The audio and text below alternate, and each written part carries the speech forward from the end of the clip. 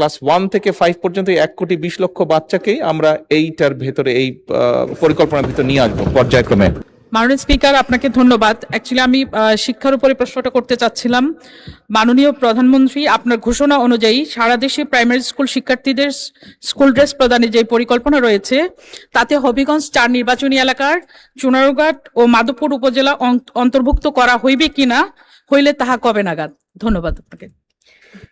মাননীয় প্রধানমন্ত্রী, এটা তো অন্য প্রশ্ন, যেই এটা সম্পূরক প্রশ্ন তো হলো না।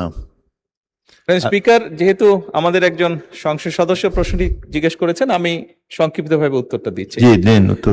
মাননীয় সংসদ সদস্য, আপনার প্রশ্নের উত্তরে আমরা এতটুকু বলতে পারি, আপনি যেটা বলেছেন, আমরা ক্লাস 1 থেকে ক্লাস 5 পর্যন্ত প্রাইমারি স্কুলের বাচ্চাদেরকে স্কুল ড্রেস প্রদানের পরিকল্পনা গ্রহণ করেছি।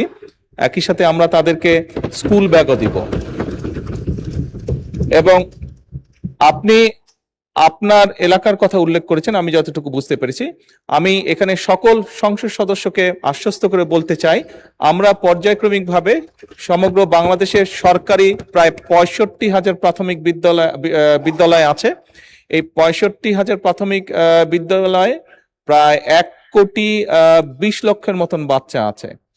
আমরা পর্যায়ক্রমিকভাবে ক্লাস 1 থেকে 5 পর্যন্ত 1,20,00,000 বাচ্চাকেই আমরা এইটার ভেতরে এই পরিকল্পনার ভিতর নিয়ে আসবো পর্যায়ক্রমে।